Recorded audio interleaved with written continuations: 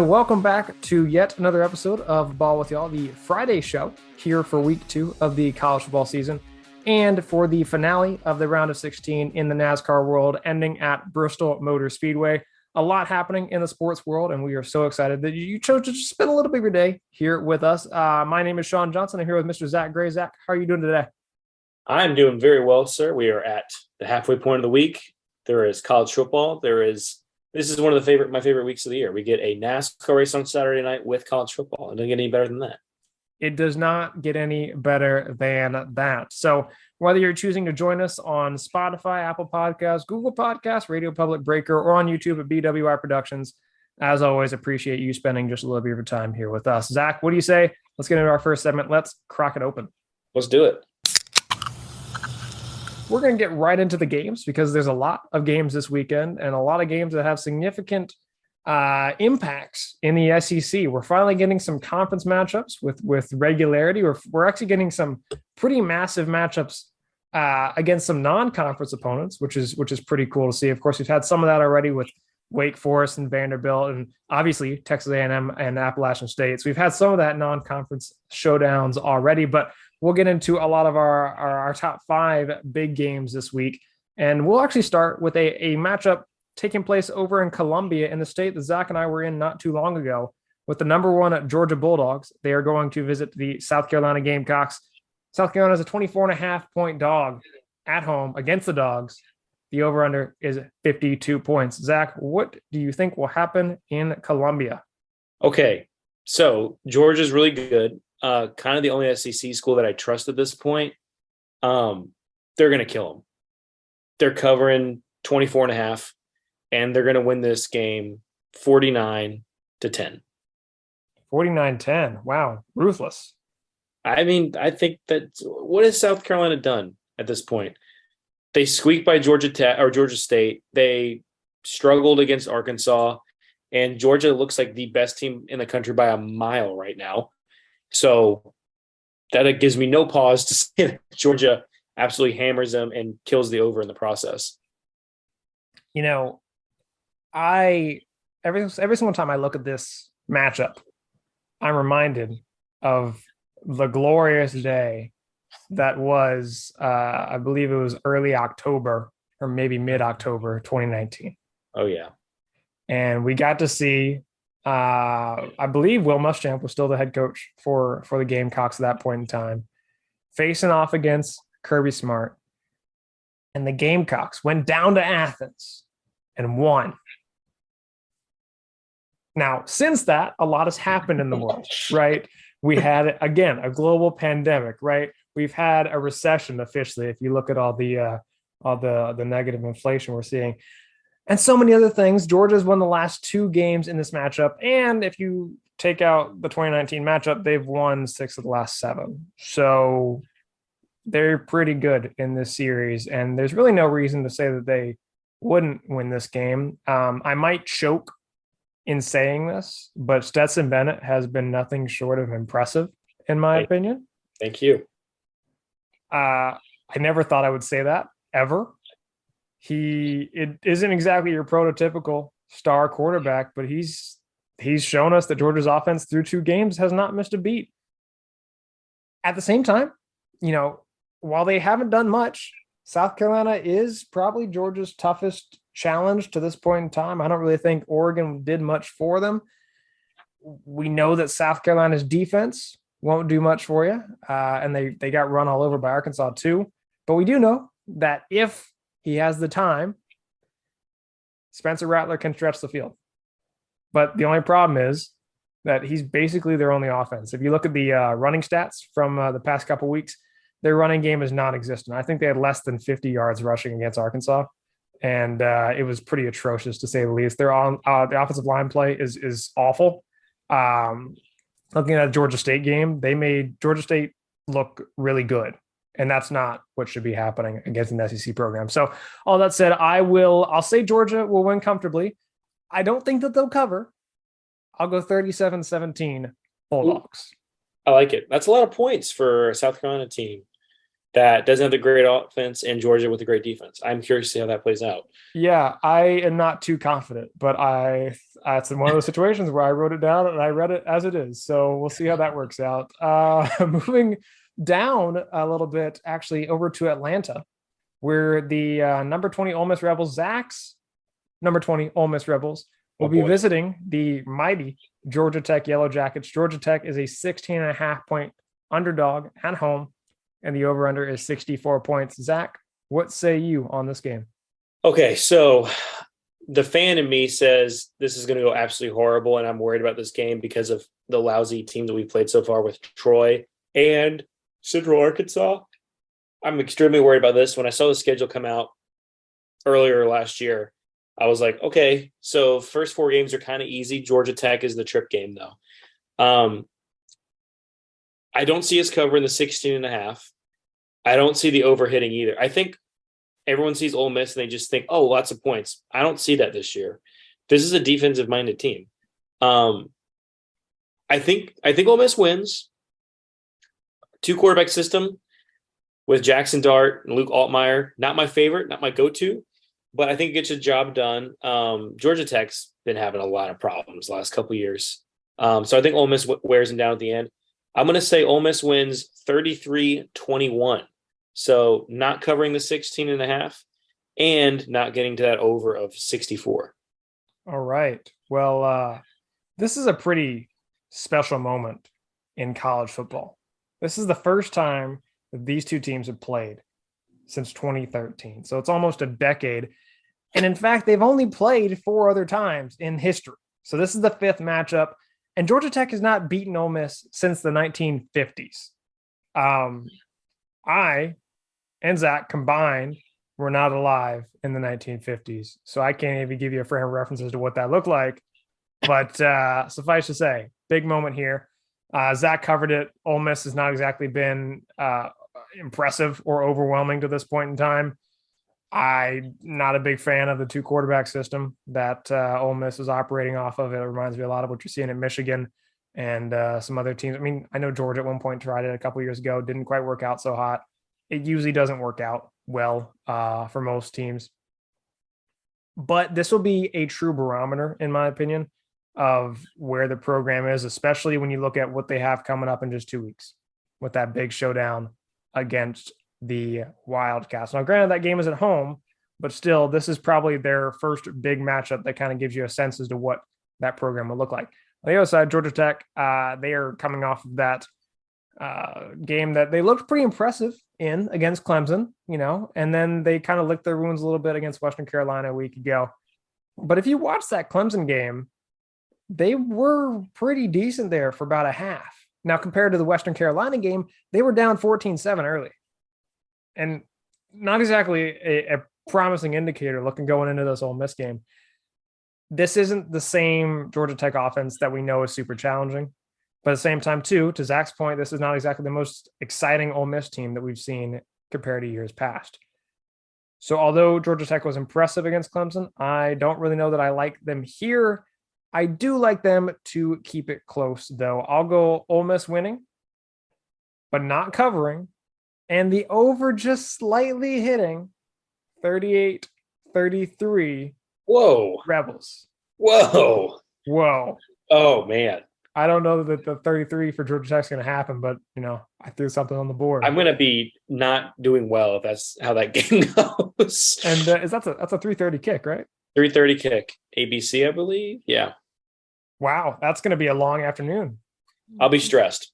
I don't like that. Can you not pick that score? Yeah, I'm going to unpick 38-33. I have no pick for this game. So sorry, guys. I'll sleep better now. Yeah. So just for your own sake, no pick. Moving over to a big showdown taking place on the Plains, a matchup that we saw a year ago, ended up with a lot of controversy, a lot of big moments here and there. We get to see it again this year with the number 22 Penn State Nittany Lions going on down to Auburn to visit the Tigers. Auburn is a 3-point dog. The over-under sitting at 48 points. Zach, what do you got on this one?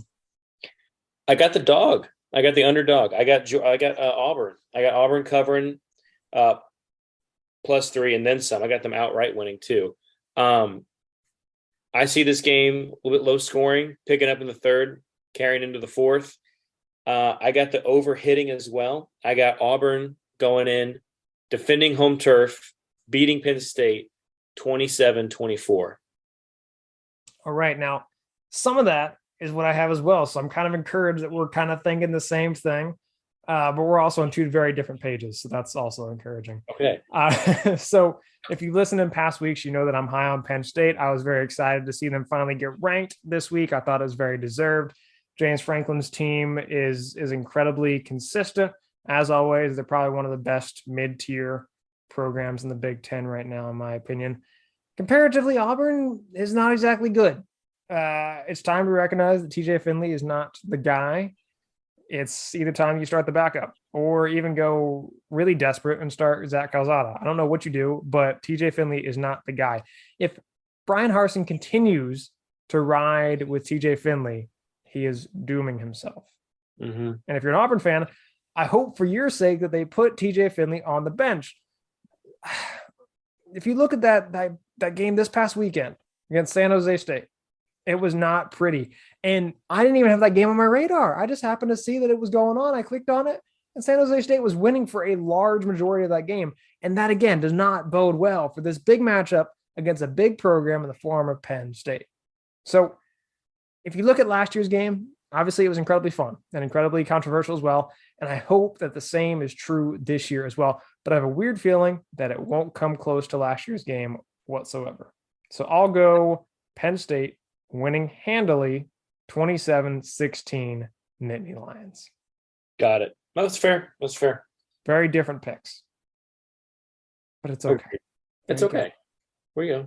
We get through it. Moving over to another big game in the SEC in the Bayou with the Mississippi State Bulldogs going to visit the LSU Tigers. LSU is a 2-point dog. The over-under is sitting at 53 points. Zach, what do you have on this game here? It's year 3, Mike Leach. I'm going to say that all year until they lose. Mississippi State covers the 2, and the over hits for sure. I got Mississippi State 37-29. 37-29. You're spotting 29 points to LSU. I think, well, it's Mike Leach. There's no defense involved. And I think it's going to be close. I think it'll be a little bit back and forth in the beginning, but Leach knows how to win these kind of games. Brian Kelly still can't figure out if he's from the Northeast or if he's a native Louisianan. So let him figure that out, and Mike Leach will go win the football game. No, I think, listen, LSU, not in a position to compete right now. I think they'll probably figure out by the season's end. But right now, they're not on the same page. And it'll show up again this week too. Mike Leach knows what he's doing. He's got a year 3 figured out every year that he's with the program. Turns out to be great that year. I'm rolling Bulldogs 37-29. All right. Well, I want to take you back about 10 or so days ago. Zach and I sat in a hotel room in Sumter, South Carolina. And this was one of the first games that we talked about after we watched LSU combust against Florida State. And we acknowledged this would be a big game because otherwise you begin to question if bowl eligibility is still on the table and what Brian Kelly's future at LSU looks like. But if I'm Brian Kelly, I need this game more than I need air.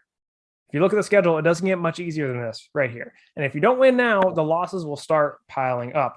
Zach mentioned that year 3 Mike Leach is not exactly something you want to face off against. Mike Leach in year 3 is historically a scary Mike Leach. And I have high expectations for Mississippi State as a result, including I think they'll probably win at least 8 games this year. Mm-hmm. And maybe even against Zach's Ole Miss Rebels. We'll get into that later in the season. Nope. I mean, yes, but I hope not. Yeah, we'll see. Unfortunately for the Bulldogs, again, must win for Brian Kelly and the Tigers. So I'm going to go with a contrarian pick. I'll ride with Brian Kelly, with Jaden Daniels, and with LSU in a minor upset. I'll go 24-20 Tigers. Okay. Low scoring. I don't know how we're going to get there, but we're going to get there. Moving over to the last SEC matchup. Well, not fully SEC matchup, but the one that we'll spotlight here. The number 13 Miami Hurricanes, a fan favorite of Zach's, visiting the number 24 Texas A&M Aggies. Texas A&M, despite their loss a week ago, is a 5-point favorite. The over-under is sitting at 45 points. Zach, what do you got here? This is my most confusing pick of the week, honestly. I'm going to steal your line from Texas A&M about Texas A&M that they need to win this game, like they need to breathe air. If A&M starts 1-2, dropping 2 home games with their only win being against Sam Houston State, that's going to be horrendous. That's like code red, code black, whatever you want to call it. Sound the alarm. I don't know. This is the tough game because Miami always chokes in big moments, and A&M right now can't seem to win to save their life. Also, Cristobal's a coach at Miami now. I think he's going to do a fantastic job. Had you told me that A&M won last week against Appalachian State, I would pick Miami. For whatever reason, it just seems like that would fit. But since A&M's already had that collapse game, I like the Aggies in this game. And I like them covering the 5, and I like the over as well. We're going to go Texas A&M 35, Miami 31. And 35-31. I know that's a lot of points, but I think if Jimbo Fisher loses this game, he's done. Like you can't do that. You can't drop 2 games at home to out of conference teams before you even get to SEC play. I mean, if they lose these 2 games back to back, A&M's going 7-5 at best. You just can't do it. So I think desperation wins out for A&M, and also nobody would fault Miami for losing this game either. I think. I'd say that's fair. Again, kind of going back to the Georgia Tech Ole Miss matchup. Again, another historic matchup. They haven't played since 2008. A&M has not beaten Miami since the 1940s, so a big game there. Kind of like Zach was saying, funny enough, this was not the non-conference home game most of us had circled for Texas A&M, or this was the non-conference game compared to what we saw last week. But here we are, and Texas A&M, like Zach said, needs to right the ship, especially when you look at their matchup next week against Arkansas. And we know what Arkansas is capable of. We've already seen it, and we know they can continue that against the Aggies as well. Meanwhile, Miami, they have one more non-conference game after this before they jump into ACC play against North Carolina. If they win this, honestly, you could feasibly see them going undefeated until at least November 19th. And I know Zach doesn't want me to say that because it'll jinx them, but very reasonably, they could go undefeated until they play Clemson. Then we'll see what happens if they win this game. So even though it's non-conference, it's very much a pivotal game for both programs. But to Zach's point, I look at this game as to who needs it more. If A&M hadn't lost a week ago, much like Zach, I'd probably lean Miami. But and to that point, Miami hasn't really looked all that great to this point in time. But I think that they can afford a loss here, especially against Texas A&M. And I think in some ways it would be somewhat of a respectable loss. So I'll go Texas A&M to right the ship, just barely cover. The under hitting will go 23-17 Aggies. I like it. That's fair. We kind of did the same thought process there. Same idea. Yeah, just not as high score. No. So that'll do it for all of our game week picks. However, of course, we can't go a single week without touching our dear friends from Hawaii, the Hawaii Rainbow Wager Warriors. Now, of course, we'll have the segment on Monday, but we have to give you our picks here. Zach, what do you have here? Duquesne, the mighty Duquesne Dukes, are visiting Hawaii. Hawaii is a 13.5-point favorite, and the over-under is sitting at 57 points. Now, mind you, there are no prop bets here because this game does not count for anything, apparently. And literally, the only other thing that I saw was the halftime spread was 4 points. So, Zach, what do you have here for Hawaii and Duquesne? Okay, well, first off, I think you should pick first because I pick first every week for this, and I'm 0-3. Well, I'm 2-1 after last week. I mean, again, you could not possibly get any closer than we did a week ago. I know. Half a yard and half a point. Oh. All right. Well, it's Duquesne, right? I can't get this one wrong. Hawaii covers 13.5 against Duquesne, right? It's an obvious pick. So I'm taking that. Okay. Definitely. That's almost like Hawaii can win by 2 touchdowns, right? It's Duquesne. I mean, you would think so. I hope for your sake that that's true. Normally I would like to go off the beaten path here and pick some first quarter, first score, or first quarter spread, or longest touchdown or first time out or coin flip or something. We don't have that. We don't have any of those things. So I will go with the next best thing. I'll go with the halftime spread of just Hawaii at 4, which I was like, I could get Hawaii at 4 or Hawaii at 13 and a half for the game. I'll take Hawaii at 4 at halftime. Right? Fair enough. Yeah, I mean, sure. Dude, this segment sucks. I hate it. This is your idea. I know. I mean, it's so fun, but it just hurts me every week at like midnight. Now, I will say, the executive producer for season 1, Daniel Salisbury, my great friend, he has partaken in this as well. And the most recent weekend, he had Michigan covering, which also did not hit. So all of us that are participating are not doing well. As always, I encourage you, if you would like to participate in Rainbow Wager Warriors, feel free. Send us what your pick for the weekend is. Again, 13 and a half, 4, and then over under 57. A lot of great options this week between the Dukes and the Rainbow Wager Warriors. So we'll see how that unfolds. Of course, we'll give you an update on the Monday show. Moving on to NASCAR, 1 to go. White flag, next one is it.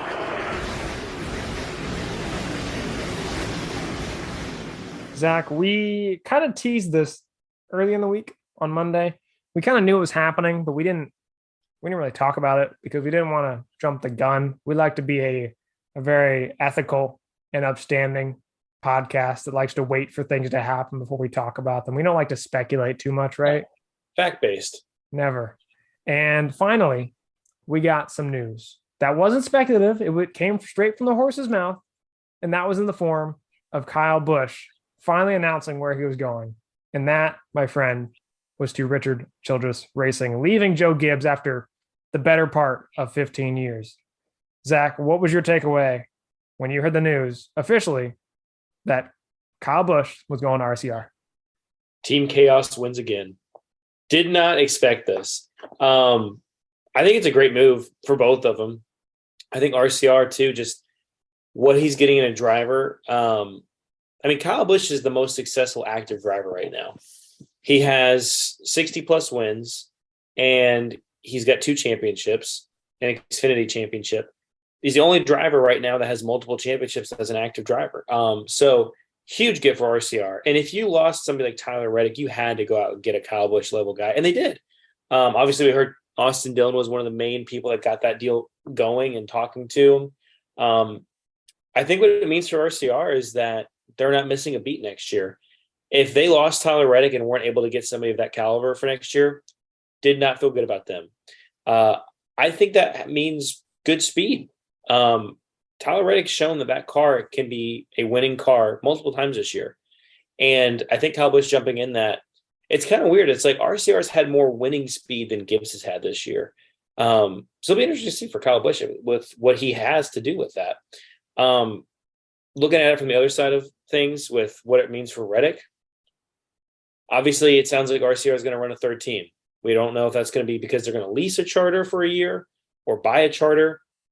A lot to speculate there. I don't see him letting him go. I don't think he wants to take a buyout. I think he wants to make it hurt for Reddick. RCR does. And I also think he wants to make it hurt for Toyota. As you can see, where Kyle Busch, that just lost Toyota their truck pipeline. They don't really have anything going on in Xfinity either right now. So I think Reddick will be in that third RCR car with whatever number it is next year. And then on the flip side of things with Joe Gibbs Racing, with what it means for them, Ty Gibbs is going straight up into Cup. He's going to be in his grandpa's flagship car in the 18. That's essentially like the Hendrick 24 or the Petty 43, the 3 for RCR. When you're in that car, you're expected to win. And I think he's going to do great. It works out for Gibbs. They save so much money. They are going to be able to invest that money into Gibbs and all 4 of their teams. And I know it's going to sting not having Kyle Busch, but I think Ty Gibbs is the future of this sport. So they get him a year early maybe than what they thought. And I think he's ready to go. Yeah. And honestly, the only other side of it that I think this has a massive impact for would be Chevrolet.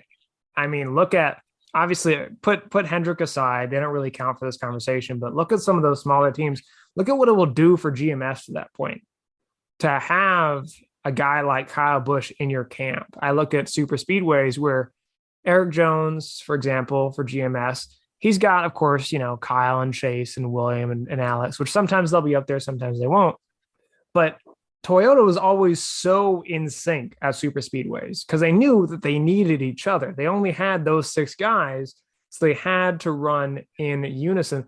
Whereas Chevrolet, they can kind of be disjointed and so on. But a guy like Kyle Busch is committed to running with his team because, again, he had to do it just as recently as right now.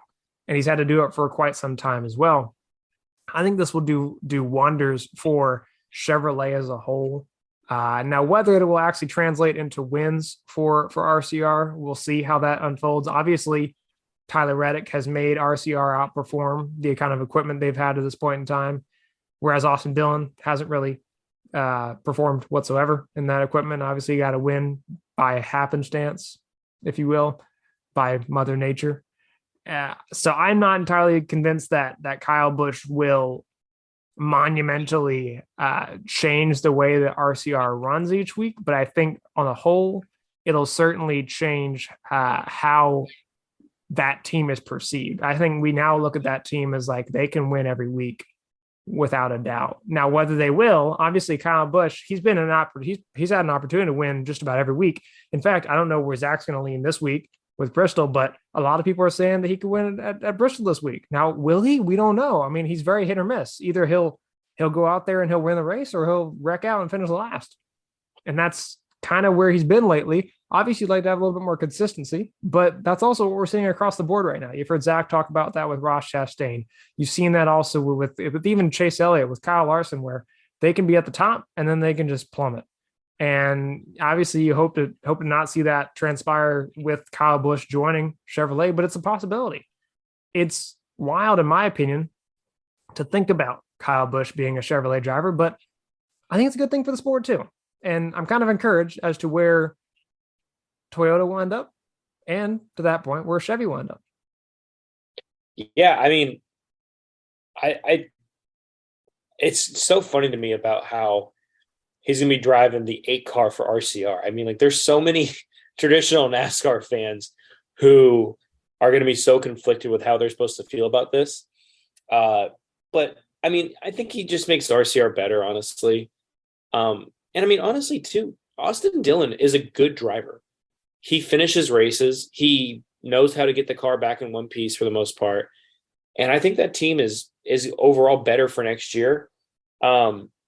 Reddick's got some work to do this weekend too. I mean, this weekend is I'm so excited for this race on Saturday night. I cannot wait for that. But yeah, I think overall it's a win-win for Kyle Busch and RCR teaming up together. And I think Gibbs, it'll figure itself out. They're going to have the best prospect we've seen in years coming up, going into their Cup program. So I think it all works out in the end, but that is really cool. I think the biggest question honestly becomes with all this is, what if Kurt Busch retires? Who goes in that 45, presuming Childers doesn't let Reddick out of his contract, which I don't see him doing, even if that's a possibility. We still don't know about Kurt Busch. So that 45 car is going to be one to look at too the next year and see, okay, who's in that car if Kurt Busch can't make it in? So I don't know. I that would be the last piece of this domino puzzle. And then I think pretty much silly season's over. Yeah. Yeah. And that means that we can finally focus on the NASCAR playoff season. And in fact, like I mentioned earlier, we're going into the final race of the round of 16.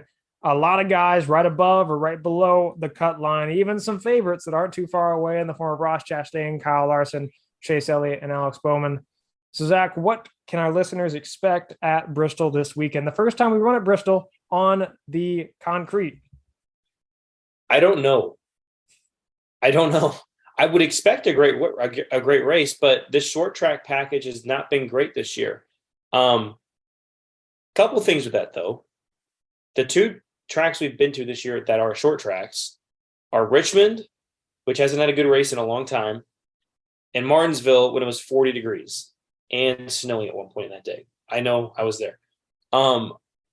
So Bristol is a totally different track. So I'm not sure if this car struggling on short tracks is actually going to mean that they struggles at Bristol, but I'm not prepared to say that it won't either. So I don't know what to expect. I think it'll be a relatively tame race until the last stage. you're not going to want to take your eyes off this race, though. I mean, this is going to be. I know college football is going on Saturday night. Watch the race. Put the race on the TV. Games on the computer. It's one of the best races of the year. The Bristol night race is right up there. I think it's the fourth crown jewel, honestly, of the year. You have the 500 Daytona, Southern 500, Coke 600. I think the Bristol night race is the fourth best race you could potentially win as a driver. So I'm pumped. If you're not a fan of NASCAR, watch the race. You won't be disappointed. There's playoff implications on the line, intense rivalries that are maybe going to display themselves again this week with Ross Chastain. And it's one of the best races of the year.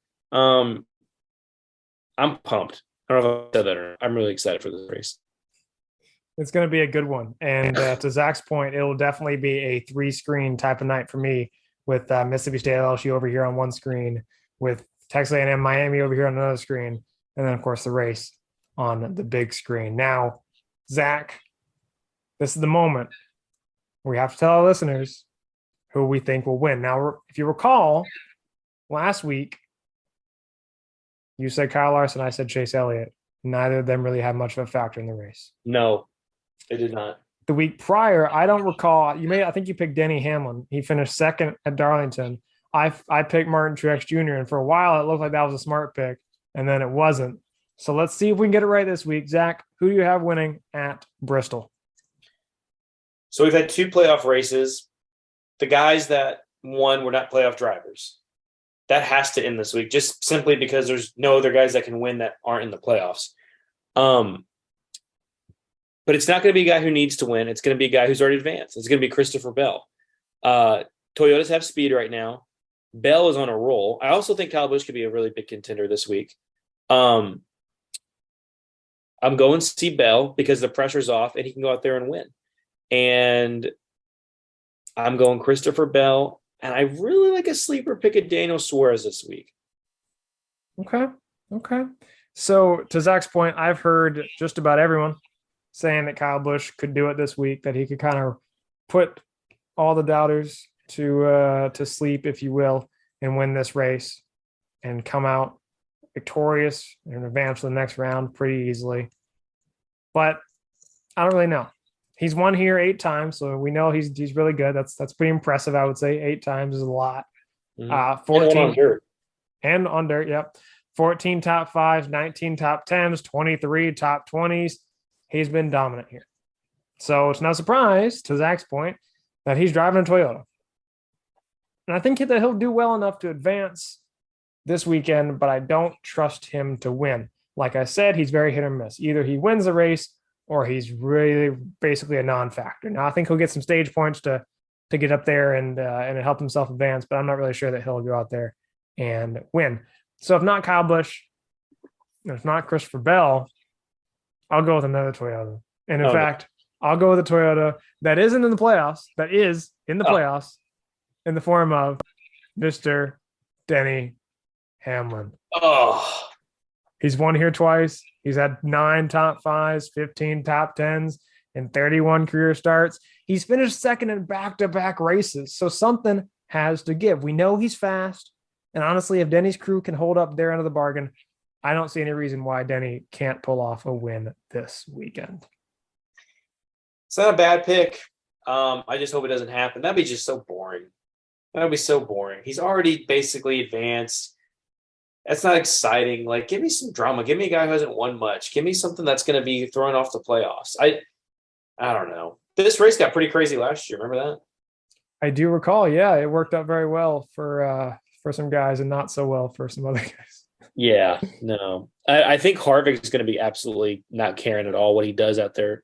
So watch him try to bully. If he has a car with speed, watch out because he will use that bumper all night long. He's in a must-win. It's going to be fun to watch. Another interesting thing to note, I think I saw when I was doing show prep that Eric Jones has historically done very well here. Now, watch out for that man to go out there and win 2 of the last 3 races. And once again, a non-playoff driver winning. I wouldn't be surprised. Now, am I going to pick it? No, because that would be absurd, but it could happen. It could. Blaney also runs well here. There's another guy that hasn't won. He needs a win. I don't think it's crazy to say we could have 20 winners. We're 3 off, 2 off? 2. and we still have Blaney, Truex, and a Talladega race. Wow. And you have to know Brad Keselowski's going to run for the Talladega, Stenhouse, Busher. Yep. Yep. And then a road course too, where McDowell, Cindric's already won, but like those guys who haven't won in a while or haven't won at all could easily pull it off. Oh yeah. I mean, Noah Gragson got a top 5 at Daytona a couple weeks ago. Well, that was again under less than ideal circumstances. Who's to say they can't happen again? Well, hopefully we have more spotters around the corners so we can actually call rain. That'd be good too. Oh man. But we'll see how this weekend unfolds. Like we mentioned, this will be a jam-packed weekend for the sports world and for the Ball with Y'all world. So hopefully you are tuning in for all the college football matchups, all the NASCAR races, and so on. Hopefully you're checking out the NASCAR race Saturday night. Hopefully you're checking out Miami A&M, Zach's favorite team, the Ole Miss Rebels, taking on the Georgia Tech Yellow Jackets that afternoon. It's going to be a jam-packed weekend. And trust me, we will have a lot to talk about on the Monday show as well. As always, I encourage you to check us out on social media, Facebook, Twitter, Instagram, and TikTok. And as always, appreciate you allowing us to talk some ball with y'all. Catch you on Monday.